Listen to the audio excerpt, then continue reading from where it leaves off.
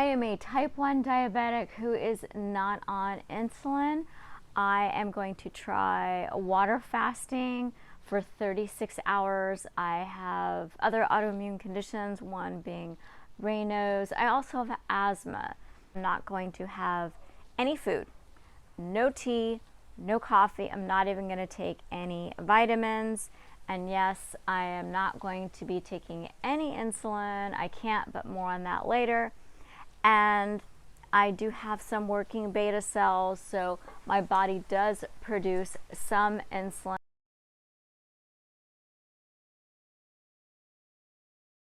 The reason why I'm doing this is because water fasting has many benefits. It can reverse autoimmune conditions, shrink tumors with extended water fasting. So I'm not doing an extended water fast. I'm only going to do it for approximately 36 hours. Extended water fasting should be done only under a doctor's supervision. I read that water fasting improves blood glucose control, and the reason why I am trying this is because I want to see if it improves my beta cell function, and those beta cells in the pancreas are what secretes insulin. I contacted True North. It's a health facility that helps people with reversing their medical conditions, problems, health issues with water fasting to see if I would be eligible to do extended water fasting.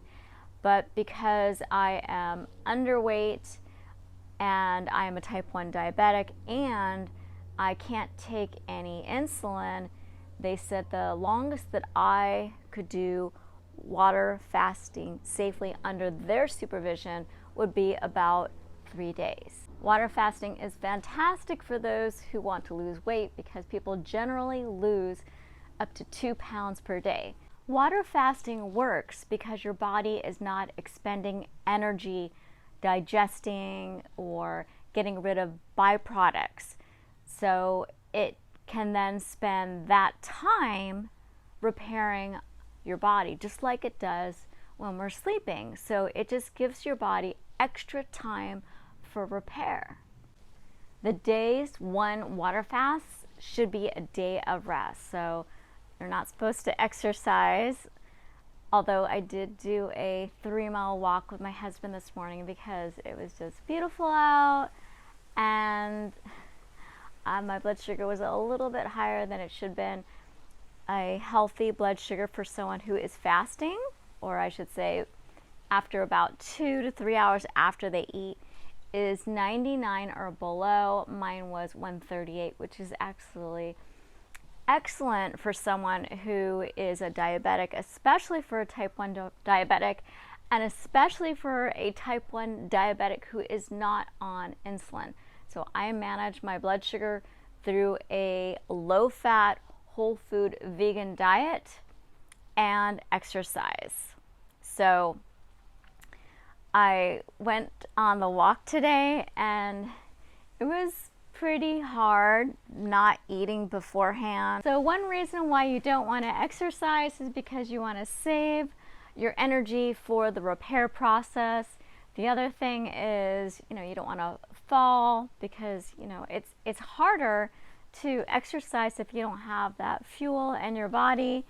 And right now I am on 22 hours of water fasting, so just drinking my water, and I am having a little bit of problems concentrating, thinking, remembering things. I had to do several takes of this video so far, and I am hungry and I do think about food. I'm not starving, which is fantastic, but I am just a little bit foggy.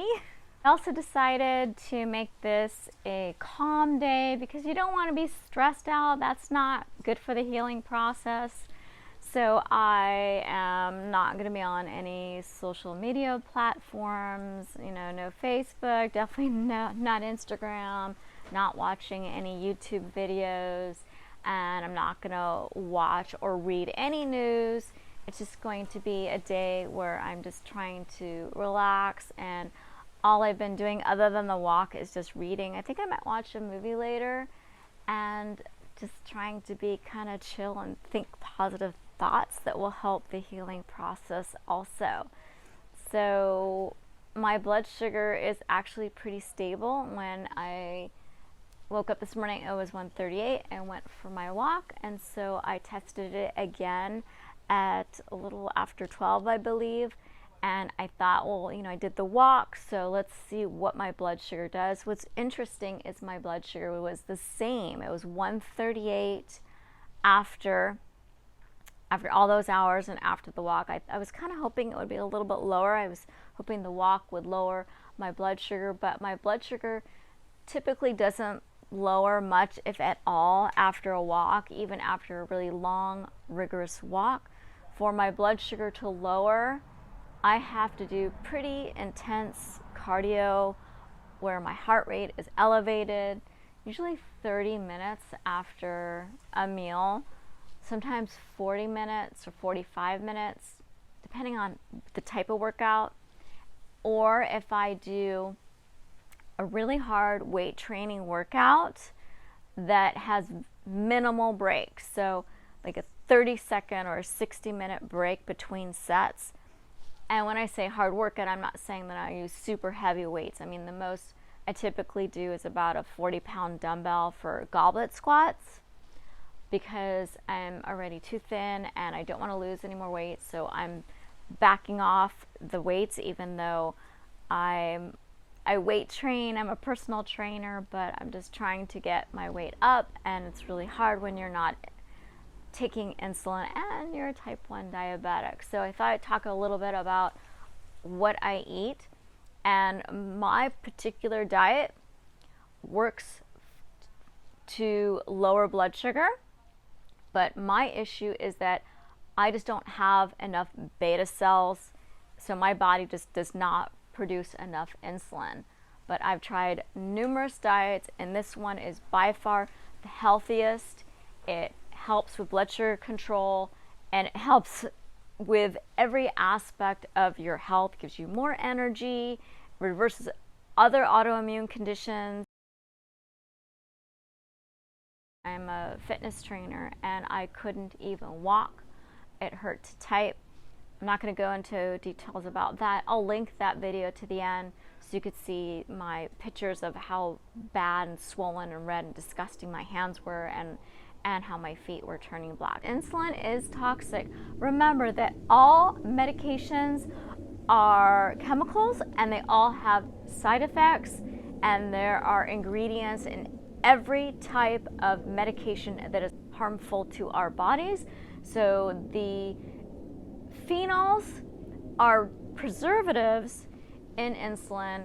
It'll go by the name phenol, cresol, metacresol. So what those do is they damage our cells and our tissues, damage my arteries, my blood vessels. There are no insulins available in the US that do not contain phenols. I am not the only person that is having these horrible side effects. Hopefully the manufacturers will make an insulin without phenols that is safer for diabetics to use. But what we can do right now is work on the diet. So I want to share my diet with you. It's really easy. I love the food. So I eat a whole food vegan diet that's low in fat. So the low fat portion is crucial. A vegan diet by itself, even if it's plant-based, even if it's a whole food, if you're going to eat too much fat, your insulin resistance will be worse, and you will not have good blood sugar control, because fat is the problem for diabetics. What happens is fats take priority into your cells, so they go in first and they block the glucose from entering, so the blood sugar stays in your blood, and if there's too much, it can't get in. But when you take insulin, which is powerful, it kind of blocks that barrier, and then the glucose can get into the cells. So what you need to eat is a low-fat diet. So even nuts and seeds, if you eat too much, it will block the glucose from entering and you will have high blood sugar. So that, and also meat and animal products, and of course we talked about fats and especially oils, will make your blood sugar higher, make insulin resistance worse. So that's why a low-fat vegan diet really helps with blood sugar control. And I do not eat any, or I should say limited, processed foods.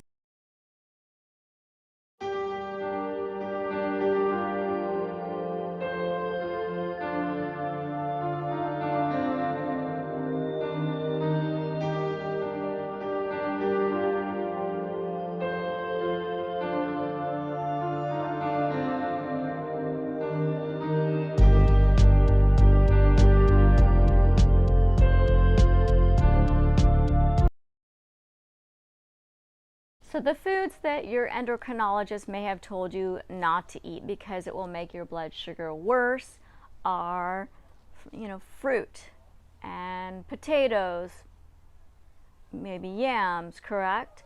Well, yeah, these foods will make your blood sugar worse and will make your blood sugar go up and spike if you're eating a high-fat diet. Now, a fat diet really is a diet that is over 10%. So we as diabetics need to eat, and actually everyone should eat a diet that's about 10% and a max of 15% of fat. So for diabetics, we try to keep it on the lower end. So as diabetics, we should eat a maximum of 10% of our total calories from fat. Of course, we're all a little bit different individual, so you can track this. I suggest using the app called Chronometer. It's free. It's really wonderful because it will teach you how much fat, how much carbs, how much protein you're eating, so you can trim that out and perfect it so that it works better for your body. Once you're eating a low-fat diet, then if you eat carbohydrates like fruit, yes, pineapple, bananas, and you're eating potatoes, yams, and beans are really great. The blood sugar spikes won't be as high, and then you won't have those elevated blood sugars for as long. So the thing you definitely want to eat is beans. Everyone should eat that. It has what's called a second meal effect. So let's say you have some beans with a salad and some fruit, which I eat a lot. I love having that for breakfast or maybe lunch, is that when I eat my second meal, even if I don't eat beans, then my blood sugar will be lower because beans have a lowering blood sugar effect.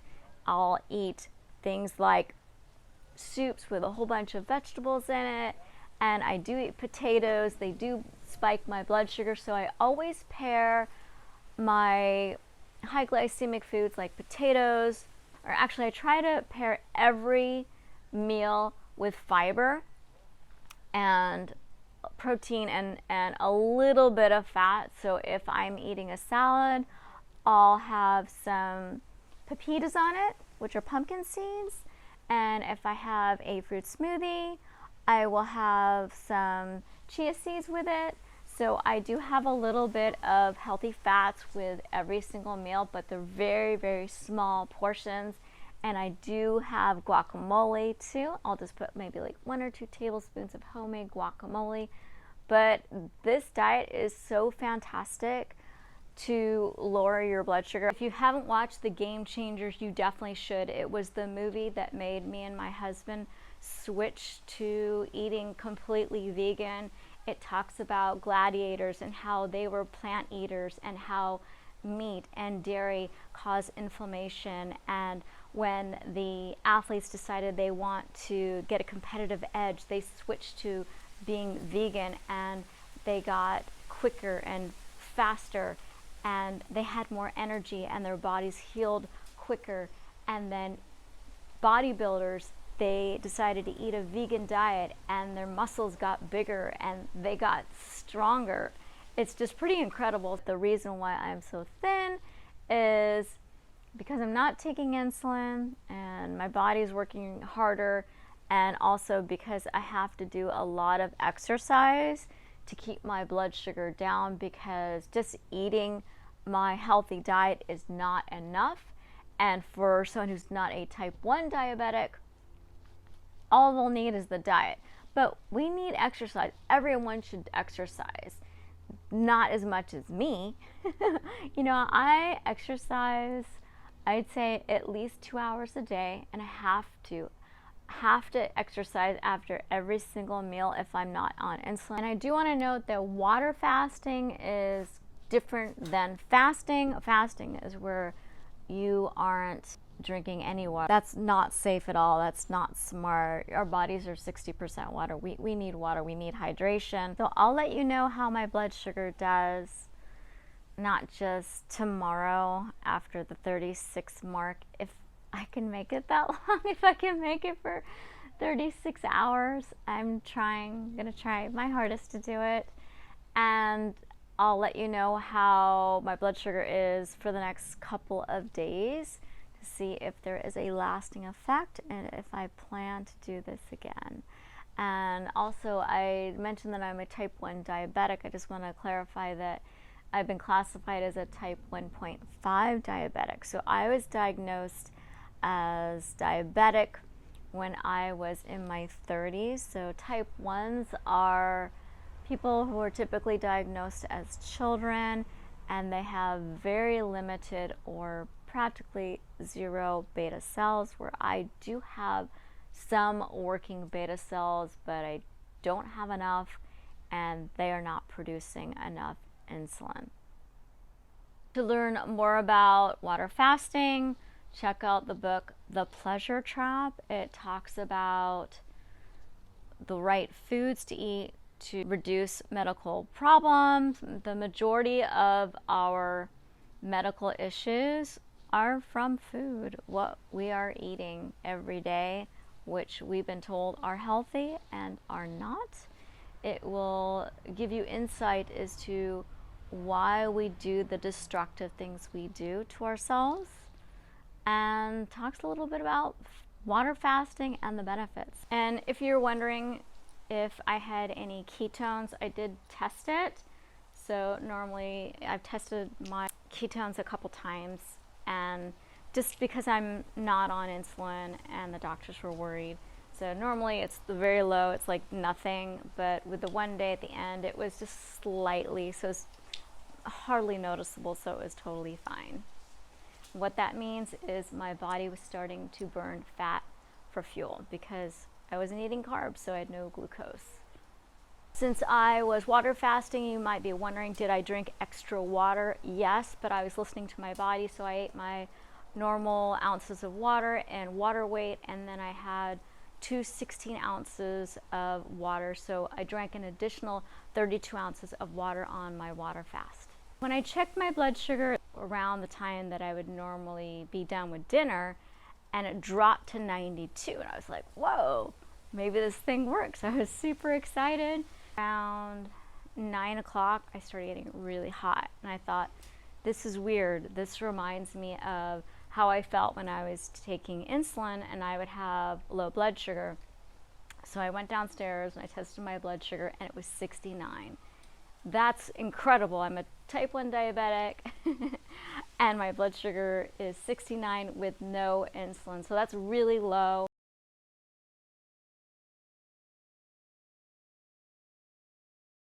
So I thought, oh, I should probably eat a piece of fruit, but I didn't want a piece of fruit.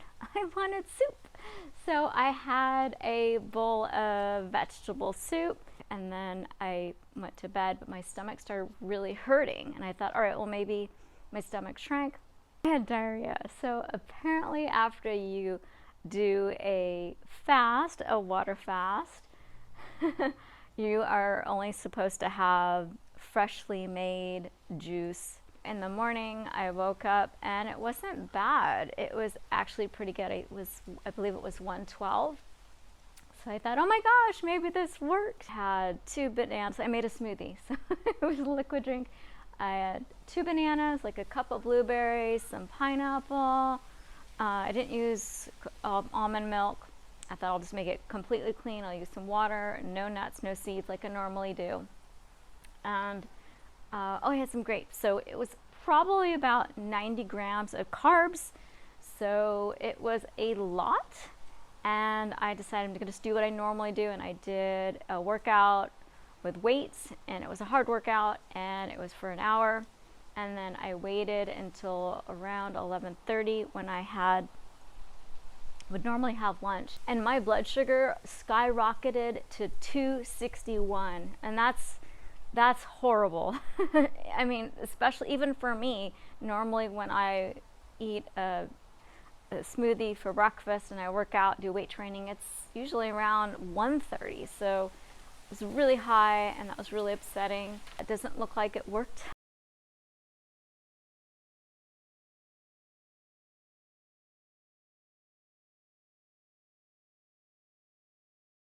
The longer water fasts are really more beneficial, and some of the doctors I spoke to, they even said, you know, it probably won't work for me. And I also want to let you know, I lost 3 pounds. That's in one day.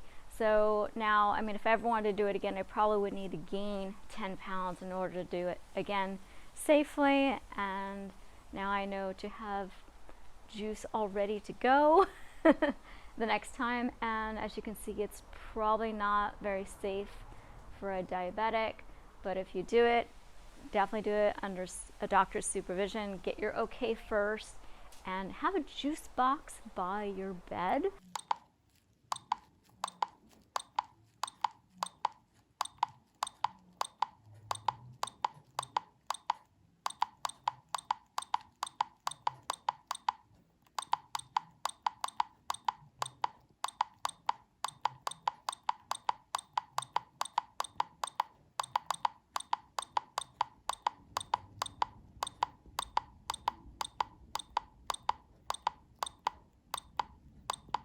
And I'll keep you guys posted, and if you have any questions or comments, put them below, and I hope to see you soon.